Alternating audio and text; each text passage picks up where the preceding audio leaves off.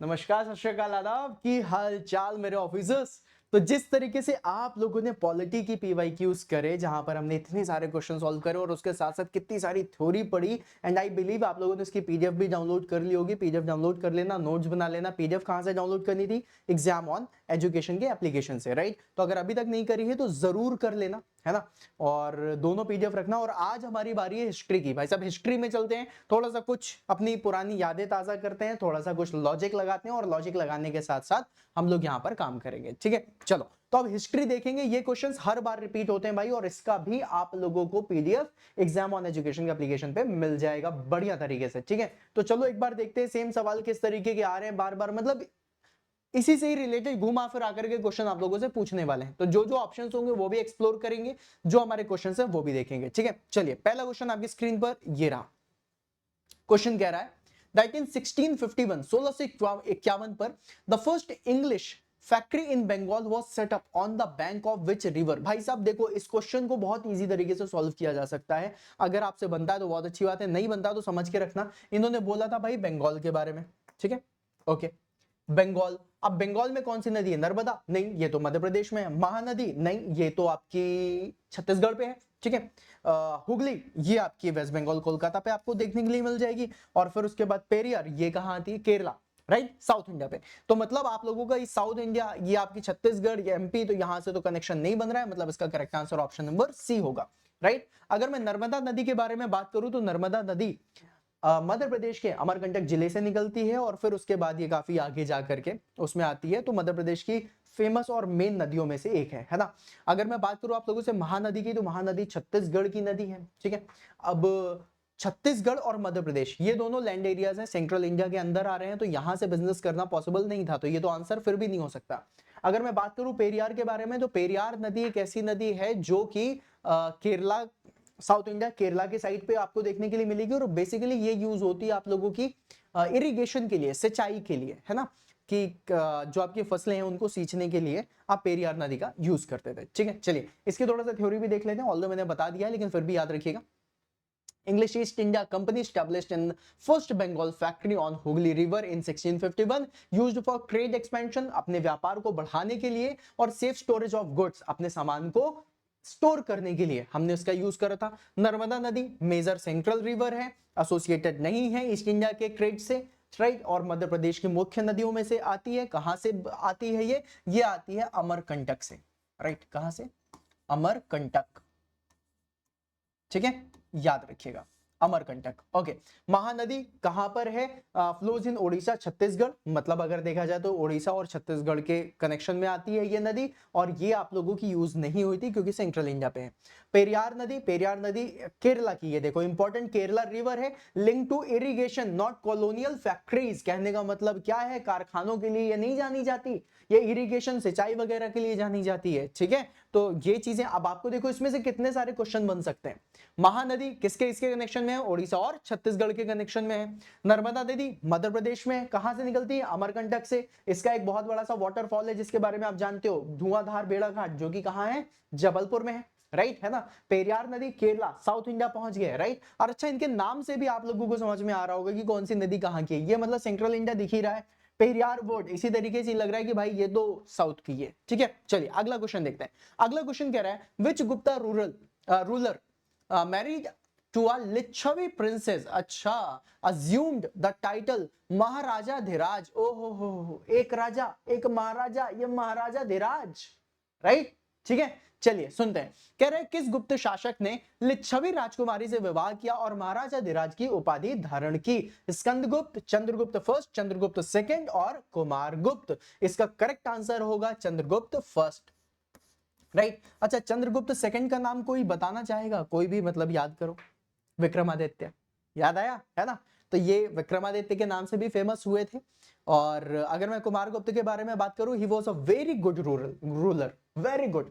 बहुत प्यारा इनका एम्पायर था, बहुत अच्छे से स्टेबल एम्पायर इन्होंने रखा था। इनकी शादी से तो कोई रिलेशन नहीं है, लेकिन इनका एम्पायर बहुत, मतलब जैसे कहते हैं ना, संपन्न राज्य जो था, वो आपको कुमारगुप्त में देखने के लिए मिलता है। गुप्ता रूलर जितने भी थे उनके टाइम की बात है। और जिन्होंने शादी करी थी लिच्छवी प्रिंसेस से, वो थे चंद्रगुप्त प्रथम, ठीक है, चलिए इसके बारे में भी थोड़ा जान लेते हैं। तो यहां पर जो आपको इंफॉर्मेशन मिलेगी वो क्या मिलेगी, that Chandragupta Pratham married Licchavi princess Kumar Devi, strengthening the political alliances and took the title Maharajadhiraj and started Gupta ascendancy, right. फिर उसके बाद स्कंदगुप्त के बारे में, फेमस फॉर डिफीटिंग हंस, हंस मतलब क्या है, हूणों को हराने के लिए इनको बहुत ज्यादा जाना जाता है और इन्होंने बाद में शासन किया था, ठीक है। Chandragupta second also called Vikramaditya, known for cultural achievements, मतलब जितने भी सांस्कृतिक उपलब्धियां थी उन सभी के लिए विक्रमादित्य जी को जाना जाता है, जो कि चंद्रगुप्त सेकंड के नाम से जानते हैं। कुमार गुप्त मैंने बताया था, maintained empire stability but not linked with the Licchavi. Okay, देखो मैंने बताया था ना कि इन्होंने अपने अंपायर को बहुत स्टेबल रखा था, बहुत संपन्न जिसे कहते हैं वैसा उनको देखने के लिए मिलता था, ठीक है। चलिए अगला क्वेश्चन आपकी स्क्रीन पर कह रहा था Khajuraho temple complex was built by which dynasty. अब देखो भाई खजुराहो टेंपल के बारे में अगर मैं बात करूं तो सबसे पहले आपके दिमाग में आता है कि भैया खजुराहो टेंपल में जो भगवान जी हैं वो कौन से भगवान जी, कोई बताना चाहेगा, कोई भी एक आइडिया? Lord Shiva, right. तो लॉर्ड शिवा जो है वो खजुराहो टेंपल पर मतलब खजुराहो में जो मूर्ति है भगवान जी की वो लॉर्ड शिवा की है। खजुराहो टेंपल बेसिकली जाना जाता है अपने स्कल्पचर्स के लिए। स्कल्पचर्स कहने का मतलब हो जाता है जो उसकी दीवारें हैं, उस दीवारों पे जो आकृतियां बनाई गई हैं, है ना, जो मूर्तियां बनाई गई, जो स्कल्पचर्स बनाए गए हैं, उनके लिए बहुत ज्यादा ये जानी जाती है। खजुराहो के टेंपल में हमें पाश्चात्य सभ्यता का काफी ज्यादा विवरण देखने के लिए मिलता है। और ये सारी चीजें जो हुई थी वो किसके डायनेस्टी में हुई थी, किसके शासन में हुआ था, तो वो चंदेलास थे। चंदेल शासन में, चंदेल का जो वंश था उनके वंश में ये खजुराहो टेंपल निर्मित किया गया था, राइट। पल्लवास, चालुक्य और मौर्याज में नहीं होता। मौर्याज के बारे में अगर देखा जाए तो मौर्याज में आप लोगों को मंदिर, टेंपल्स वगैरह नहीं देखने मिलेंगे। ये ज्यादा से ज्यादा क्या बनाते, स्तूप बनाते थे, पिलर्स बनाते थे, है ना, स्तूप हो गया, स्तंभ हो गया, अशोक स्तंभ का आपने नाम सुना होगा, ये मौर्याज डायनेस्टी में होता था, है ना। मतलब आप लोग ये सारी चीजें देखो कि ये किस तरीके से उसमें जाते थे, है ना। अगर मैं बात करूं आपसे चालुक्य वगैरह के बारे में, इन्होंने भी मंदिर बनवाए हैं, लेकिन इनके मंदिर कैसे होते थे, रॉक को कट करके बनवाया जाता था, है ना। इसकी डिटेल दिखाता हूं आप सभी लोगों को, आपको पता चलेगा सारी चीजें, ठीक है। देखिए चंदेलास रूलर्स थे, कब से कब तक थे, तो भाई साहब 950 से 1050 ईस्वी तक थे, ठीक है। खजुराहो टेंपल बनाया था, famous for Nagaraj style and sculptures के लिए था। पल्लवास किसके लिए जाने जाते थे, साउथ इंडिया के रॉक कट करने के लिए, राइट। चालुक्य क्या था, इन्होंने केव्स वगैरह बनाई थी, स्ट्रक्चरल टेंपल्स बनाए थे, जैसे कि एहोल हो गया, बदामी हो गया, ये सारी चीजें हैं, राइट। मौर्यास किसके लिए जाने जाते थे, स्तूपास के लिए, पिलर्स के लिए, जैसे कि अशोक स्तूपा बना हुआ है, मंदिर वगैरह में इनका ध्यान ज्यादा नहीं था, ठीक है। तो अशोक स्तंभ वगैरह ये सारी चीजें आप लोगों को जाननी पड़ेंगी, है ना।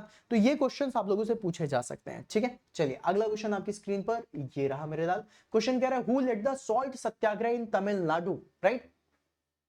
वेंदरयम जो है, वेंदरयम, है ना, ये मार्च 1930 के बारे में बोला जा रहा है, वेंदरयम मार्च। ओके, अब गाइस देखो एक चीज यहां पर ये समझना कि ये जो मार्च लिखा हुआ है ना, वेंदरयम मार्च, तो ये मार्च महीने का नाम नहीं है, ठीक है, ये याद रख लेना, ये मार्च महीना नहीं है ना।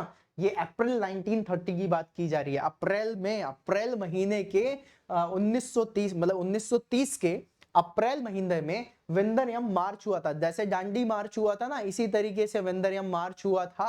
और ये सॉल्ट सत्याग्रह, अब सॉल्ट सत्याग्रह होता है सत्याग्रह नाम, है ना, दांडी मार्च, है ना, ये सारी चीजें किससे, महात्मा गांधी जी से रिलेट होती हैं, लेकिन महात्मा गांधी जी इसमें नहीं है क्योंकि ये बात हो रही है तमिलनाडु जी की, राइट, मतलब तमिलनाडु की। तो तमिलनाडु में कौन थे, कौन थे, सुब्रमण्यम भारती जी थे, या फिर सी राजगोपालाचारी गोपालाचारी थे, या फिर एस सत्यमूर्ति थे, या फिर वी ओ चिदम्बरम पिल्लई थे। तो भैया इसका करेक्ट आंसर होगा सी राजगोपालाचारी जी, राइट। तो गोपालाचारी जी की ही किसमें बोलते हैं, सौजन्य में, है ना, मतलब नेतृत्व में ये सारी चीजें हुई थी, ठीक है। तो इसको थोड़ा सा और देखते हैं। तो राजा जी लेड द वेंदरयम सॉल्ट मार्च इन अप्रैल 30, मैंने बोला था ना अप्रैल में हुआ था, तो मार्च को महीना मत समझ लेना, है ना, ठीक है। And inspired by what, inspired by Gandhi ji के दांडी मार्च से, राइट। भारती जी जो थे वो फ्रीडम पोएट थे, जो कि 1921 में ही उनका निधन हो गया था, मतलब कहने का क्या 1921 में अगर निधन हो गया इट मींस कि भाई 1930 में कहां से ये आ पाएंगे, राइट। फिर उसके बाद अगर मैं सत्यमूर्ति जी के बारे में बात करूं तो ये कांग्रेस के काफी अच्छे प्रमुख नेताओं में से एक हैं, लेकिन इन्होंने नेतृत्व नहीं किया था। और पिल्लई साहब के बारे में बात करूं तो पिल्लई साहब स्वदेशी नौवाहन के अग्रदूत थे। ये जेल चले गए थे और इनका दांडी मार्च या फिर सॉल्ट मार्च में, सॉल्ट सत्याग्रह में इनका कोई भी नाम सुनने के लिए नहीं मिलता है, राइट। तो इसका करेक्ट आंसर क्या होगा? राजगोपालाचारी जी, सी राजगोपालाचारी जी। ठीक है, चलिए अगला क्वेश्चन आपकी स्क्रीन पर। क्वेश्चन कह रहा है when were India's first general election held. अब इस क्वेश्चन को देखो गाइस और उसको समझना है। ये क्वेश्चन आप बहुत कॉमन सेंस से भी सॉल्व कर सकते हो। भाई जनरल इलेक्शन कब होगा? जब देश आजाद होगा। आजाद होने के बाद भाई कॉन्स्टिट्यूशन बन चुका हो, कॉन्स्टिट्यूशन के बाद ही तो इलेक्शन वगैरह कराओगे, प्राइम मिनिस्टर, प्रेसिडेंट, ये जितनी भी चीजें सब कुछ बाद में ही बनेगी ना, इलेक्शन होगा, लोगों को पता चलेगा, कैंपेनिंग होगी, है ना, ये सारी चीजें होंगी। बिल्कुल सही बात है सर। अब देखो अगर इन्होंने लिखा है 1947 से 48 या 48 से 49, ये तो नहीं हो सकता, क्योंकि भैया इस समय तो आपका कॉन्स्टिट्यूशन भी रेडी नहीं है। फिर अब कॉन्स्टिट्यूशन कब आया है? 1950 में आया है। तो 1950 के बाद कैंपेनिंग हुई, सारी चीजें हुई, सब कुछ सेट किया गया और 51-52 में इलेक्शंस हुए, राइट। 52-53 नहीं, तब तक तो इन्होंने रूल्स काफी सारे निकालने शुरू कर दिए थे। तो इसका करेक्ट आंसर क्या हो जाएगा? Option number C. अगला क्वेश्चन आपकी स्क्रीन पर। अच्छा, अगले क्वेश्चन के पहले गाइस आप सभी लोगों को यह भी बता दूं कि आप लोगों को जो पीडीएफ चाहिए वो कहां मिलेगी? इस एप्लीकेशन पे, एग्जाम ऑन एजुकेशन एप्लीकेशन है, यहां पर आप लोगों को पीडीएफ मिल जाएगी। और गाइस एक चीज और बता दूं, जिस तरीके से हमने पॉलिटी की तैयारी करी, पॉलिटी के क्वेश्चंस लगाए, अभी आप हिस्ट्री देख रहे हो, अभी तो मैं आपको बहुत ही फास्ट में चीजें बता रहा हूं सो दैट आप लोग जल्दी जल्दी कंटेंट को भी कवर करते हुए जा सको, राइट। बाकी इसकी डिटेल्ड सिलेक्शंस, मतलब डिटेल्ड सेशंस भी आपको जरूर मिलेंगे, राइट। और सिलेक्शन के लिए आप लोगों का ये बहुत ज्यादा इंपॉर्टेंट है ना। अब देखो कहां पे फंबल होता है, सिलेक्शन और सेशंस, सिलेक्शंस ठीक है, ओके। तो सिलेक्शन के लिए काफी ज्यादा इंपॉर्टेंट होगा और ये सारी चीजें आप लोगों की अभी एसएससी जी एग्जाम में भी आने वाली है ना। तो इस चीज को बहुत ज्यादा अच्छे से ध्यान दीजिएगा। अगर कोई ऐसा स्टूडेंट है जिसने अभी तक तैयारी नहीं करी और वो तैयारी करना चाह रहा है, देन एग्जाम ऑन एप्लीकेशन पे जरूर आए। एग्जाम ऑन एजुकेशन का एप्लीकेशन, आपको इसकी लिंक डिस्क्रिप्शन में भी मिलेगी। इससे आप पीडीएफ तो डाउनलोड कर ही लोगे और अगर आपको कोई बैचेस वगैरह चाहिए तो आपको चैंपियन बैच मिल जाएगा, राइट। चैंपियन गोल्ड जो है ये बहुत ज्यादा स्टूडेंट्स को पसंद आया है, तो भाई ये बैच है, आप इसमें भी जाके एनरोल कर सकते हैं।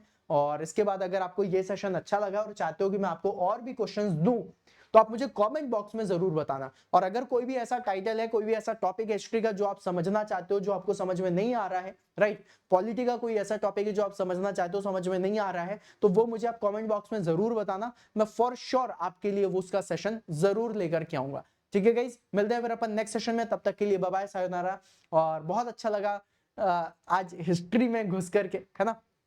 इसी तरीके से तैयारी करेंगे और बढ़िया वाली तैयारी करेंगे। ठीक है, चलिए मिलते हैं फिर अपन नेक्स्ट सेशन में, तब तक के लिए बाय बाय। एंड हाँ, जाने से पहले चैनल को सब्सक्राइब कर लेना। एंड आई बिलीव आपको सेशन अच्छा लगा है, क्योंकि अभी तक आप रुके हैं, तो चैनल को लाइक करके जरूर जाना, सेशन को लाइक करके जरूर जाना। Bye bye guys.